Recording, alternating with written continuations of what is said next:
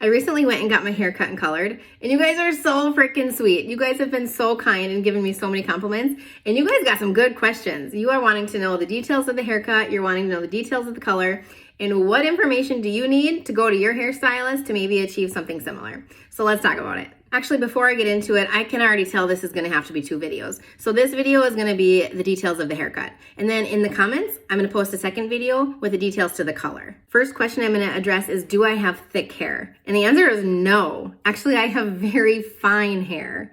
I just have a lot of it. There's a difference between fine hair and thin hair. Fine being like the actual diameter of the hair strand.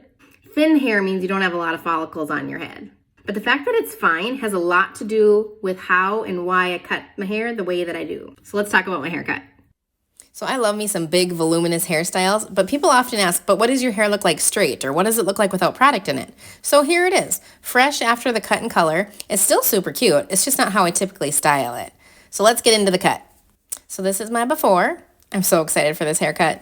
All right, this is my beautiful and very talented friend, Whitney. We actually went to hair school together, and I will be sure to tag her in the captions of this video so you can go check her out. Note that we are cutting my hair dry. There's actually 2 reasons we're doing this. The main reason is because of how we're going to be coloring my hair. I really only want a handful of highlights, and if we highlight my hair first and then go and cut it, there's a very good chance that she's going to cut off the highlights that she just put in. So we're cutting it first so she can place the highlights very intentionally. The second reason is because this is going to be a textured haircut, and you can't texturize wet hair. You need to do it when it's dry. As for the perimeter, we ended up cutting about 2 to 3 inches off the back because I wanted it to float above my shoulders. And then she's really only trimming my sides because I wanted it to be slightly inverted. Now for the texturizing. Now this is not a layered haircut. I have fine hair, so we need it to be texturized, not layered. So that's what she's doing here. 90% of the texturizing was done in the back of my head and not on the sides, just because we just don't have a lot of hair on the sides of our heads, and we don't want that to look any thinner than it already is. All right, me and my friends here interrupted the actual haircut to talk about the difference between a textured cut and a layered cut. They are not the same thing, and if your hairdresser doesn't know the difference, then find a new hairdresser. Okay, so let's talk about it. So your typical layered haircut is beautiful for the right type of hair. So you can see here, we have the shortest layer, and then it's a little bit longer, and a little bit longer, and then the longest hairs are at the bottom. But down here, you can see she had a lot of weight removed from the haircut. She has a lot more hair up here than she does down here.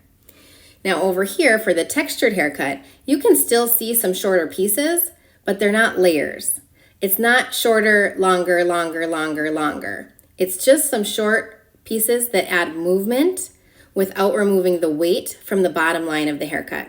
And this is really important if you have fine hair because you don't have a lot of hair to be working with. So if you remove the weight from this bottom section, you're gonna end up with some really sparse, hollow holes in your cut, and that's not gonna look as nice. Or at least it's not the look that I'm going for this kind of style. I want blunt ends looking nice and full, but I still want some pieces to add movement when I curl my hair so it has a lot of bounce and volume. If I put a bunch of layers in my hair, I would remove so much of this hair, and that's not the look I'm going for. I'm not looking for big hair on top, thin on the bottom. I want full hair all the way through. Now, if you have really thick hair, but you're wanting this hairstyle, it's still achievable. You're just gonna need to add some layers because you're gonna need to remove some weight from the bottom, or you're gonna look like a mushroom. And that ain't a good look either.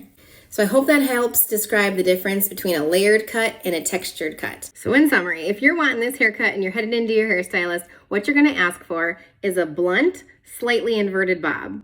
If you have fine hair, you're gonna ask for a lot of texturizing, but no layers. If you got thick hair, girl, you do whatever you wanna do with your layers. But I hope this helps. If you have any other questions, let me know. Otherwise, in the comments, I'm gonna post the details on my color next. Hope you have a great day.